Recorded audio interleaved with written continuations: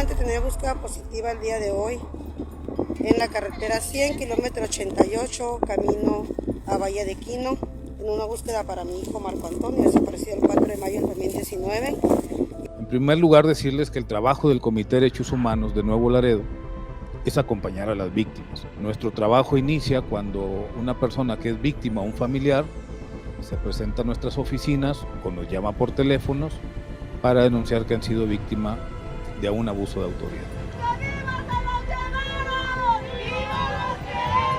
La búsqueda de personas desaparecidas, la exigencia de justicia por detenciones arbitrarias, ejecuciones extrajudiciales, así como la defensa de territorios o del medio ambiente, han sido algunos de los motivos por los que estas personas se mantienen en pie de lucha. Ellos no son opositores ni conservadores, son activistas que defienden un derecho humano. Sin embargo, el Estado mexicano los ha desprestigiado y criminalizado. En diferentes gobiernos, incluido este, hemos visto señalamientos que estigmatizan el trabajo que realizan organizaciones de la sociedad civil y que incluso intentan dañar la reputación de estas organizaciones, lo cual nos parece también muy grave, porque esas organizaciones están haciendo lo que debería hacer el Estado.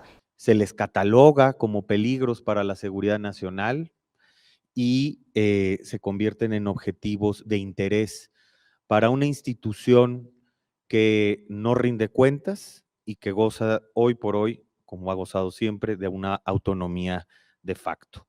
Para el gobierno de Andrés Manuel López Obrador, representan un peligro, por lo que han intervenido los teléfonos de varios activistas y periodistas, pese a que prometió eliminar esta práctica. Cuando triunfe nuestro movimiento, pues va a desaparecer el CISEN, no va a haber espionaje político, se van a garantizar las libertades, no van a haber intervenciones telefónicas.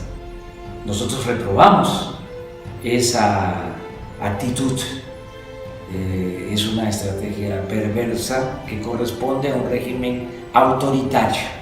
Entre los años 2019 y 2021 se detectó que 3 periodistas y un activista defensor de derechos humanos fueron espiados ilegalmente con el programa Pegasus, aunque no se sabe con exactitud quiénes más estén siendo observados por este gobierno. Dicho espionaje funciona con un malware de fabricación israelí que puede tener acceso a la cámara y al micrófono del teléfono, el cual se vende únicamente a organismos gubernamentales. En 2021, México adquirió el programa convirtiéndose en el primer cliente de la empresa NSO Group y hoy por hoy es el país más asiduo en utilizarlo. El espionaje en México no es una anécdota, no es algo normal y no es algo que podemos normalizar. Esto es grave porque entraña, por supuesto, una violación a la privacidad, al derecho a la privacidad, al derecho a la intimidad, es decir, todavía cuestiones que ni siquiera son del conocimiento más allá de la persona o del individuo, pero también generan un efecto inhibitorio en la libertad de expresión. Uno de los blancos fue el activista Raimundo Ramos, quien documentó la ejecución extrajudicial de 3 jóvenes por parte del ejército, hechos ocurridos el 3 de julio de 2020 en Nuevo Laredo, Tamaulipas. El defensor de los derechos humanos por más de 20 años denunció el espionaje en su contra, señalando que el secretario de la Defensa Nacional tenía conocimiento de los hechos. Este espionaje no tiene límites. Este espionaje tiene recursos ilimitados para llevarlos a cabo. Y lo más grave de esto es que no sabemos qué van a hacer con esa información ni a quién se la van a compartir. No dudo en nada que incluso esa información sea compartido con grupos criminales, que mediante un acuerdo puedan hacerme daño y obviamente así deslindar de responsabilidad a quienes me espían.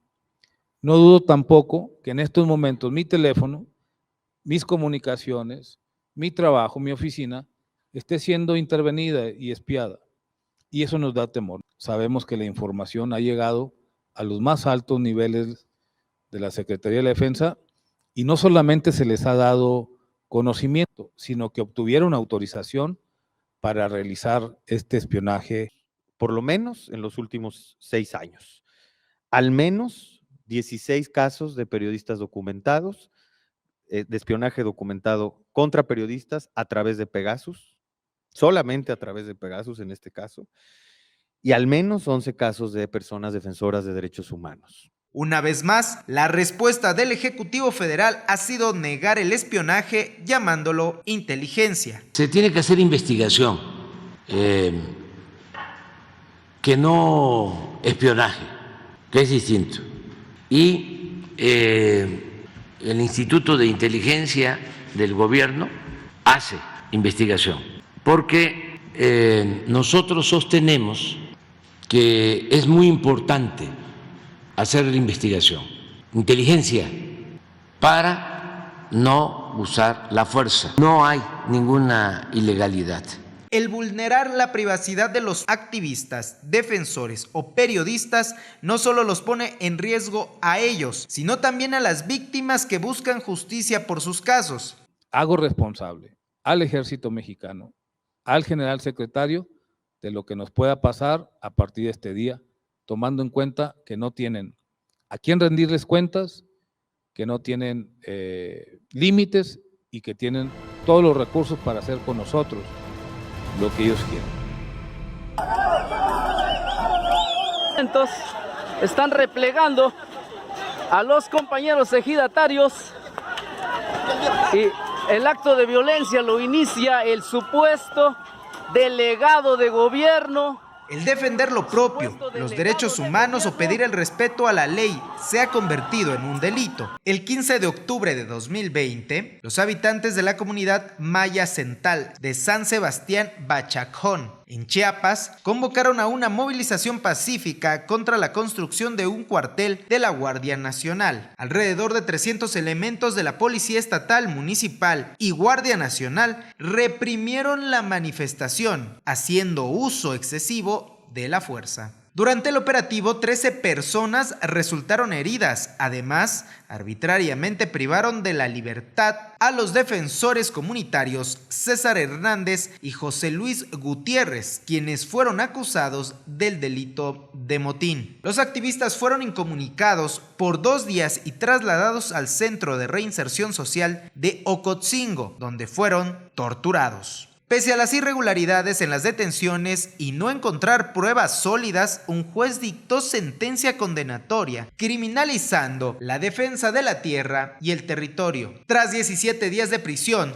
se les concedió libertad condicional, pagando una multa y obligándolos a asistir a firmar periódicamente al reclusorio durante 2 años. Las intimidaciones también forman parte de las agresiones contra las madres buscadoras que solo quieren encontrar a sus hijos. Estoy haciendo es para dar a conocer que lamentablemente sigo siendo amenazada, estoy siendo torturada psicológicamente por personas que no sé, desconozco quiénes sean, no voy a decir que es un cártel, ni que es una autoridad, ni que no sé.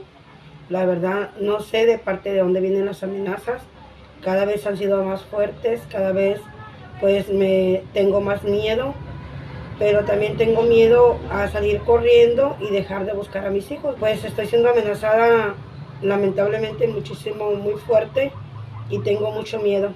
Tengo mucho miedo de que me quiten la vida, de que me hagan daño y que mis hijos dejen de ser buscados, porque no tengo el apoyo por parte de las autoridades en búsqueda de investigación de mi hijo, ni de Marcos, ni de Alex.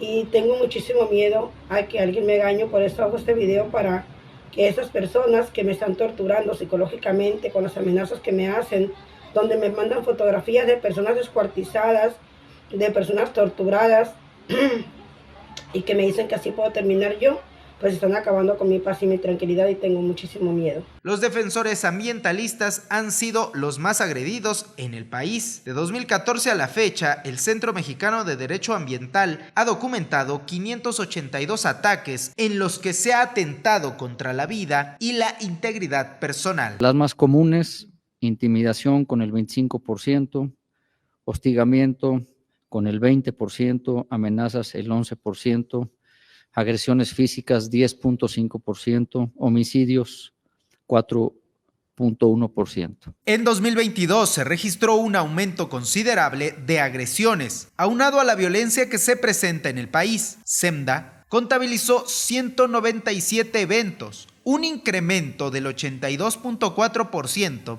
respecto al año anterior. En ese mismo año fueron asesinados 24 activistas. 2022 es el año más violento para la defensa del patrimonio natural en México desde el año 2014. Es el tercer año más letal para los que hacen este tipo de actividad. La impunidad que impera en nuestro país es cada día más alarmante. La desaparición de Ricardo Lagunes, abogado de derechos humanos, y Antonio Díaz, líder indígena y defensor del medio ambiente, ponen en evidencia el nulo actuar de las autoridades, pese a que la exigencia y preocupación escaló hasta instancias internacionales. Desde el pasado 15 de enero se desconoce el paradero de ambos defensores que se oponían a las actividades de la minera Ternium. El auto en el que viajaban fue encontrado en los límites de Michoacán y Colima con varios impactos de bala. Desde el 15 de enero de 2023, la vida nos cambió a todos los que somos familiares, amigos, colegas de Ricardo y Antonio. Se ha vivido en carne propia la ineficiencia, la ineficacia, la rampante burocracia, la indolencia de las instituciones. No hay indicios de su paradero. Le han fallado a Ricardo y Antonio. Es por esto que seguimos exigiendo a la Comisión Nacional de Búsqueda, a los gobiernos de Michoacán y Colima, que bajo la presunción de vida citada anteriormente, se dé una búsqueda expedita, eficiente y humanitaria, que se presenten con sus familiares ya a Ricardo y Antonio.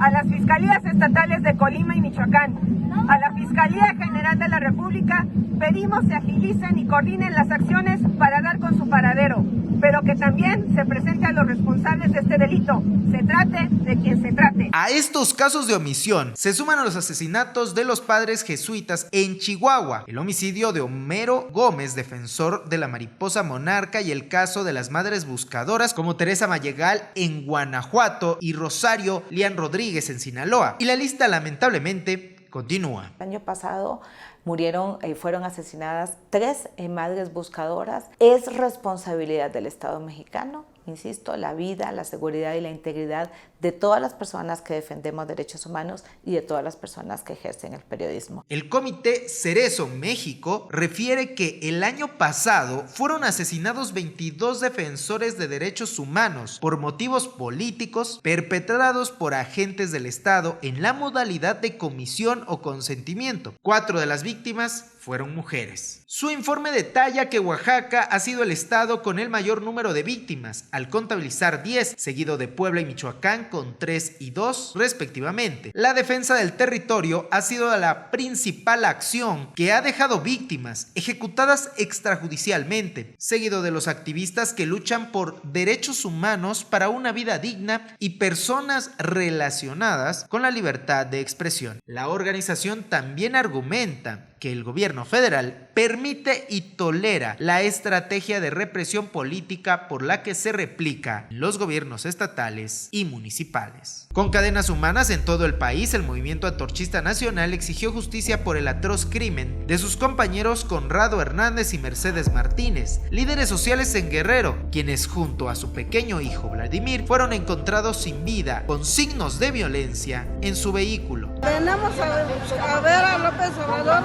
Queremos justicia para los compañeros que mataron en Guerrero. Mataron al niño que no tenía nada que ver.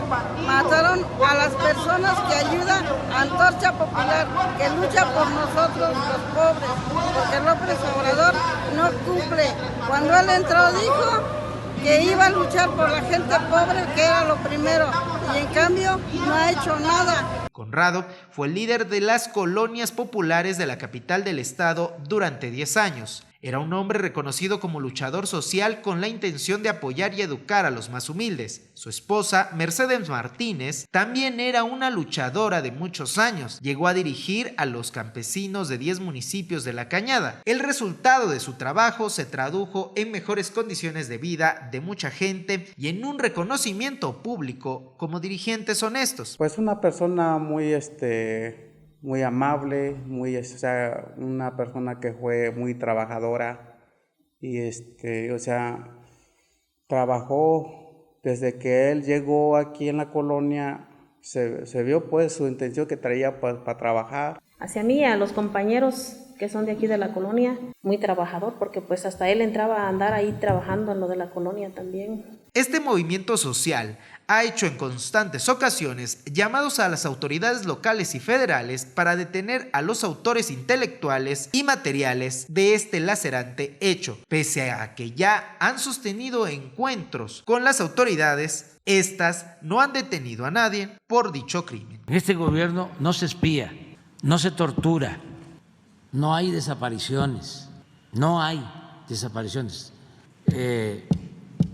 llevadas a cabo por el Estado, no hay masacres. Hoy la impunidad prevalece en la mayoría de los casos. La omisión de estos actos también hace responsable al Estado mexicano, por lo que es urgente una política integral para los defensores, activistas y periodistas, así como un mecanismo de protección para poder ejercer plenamente su labor.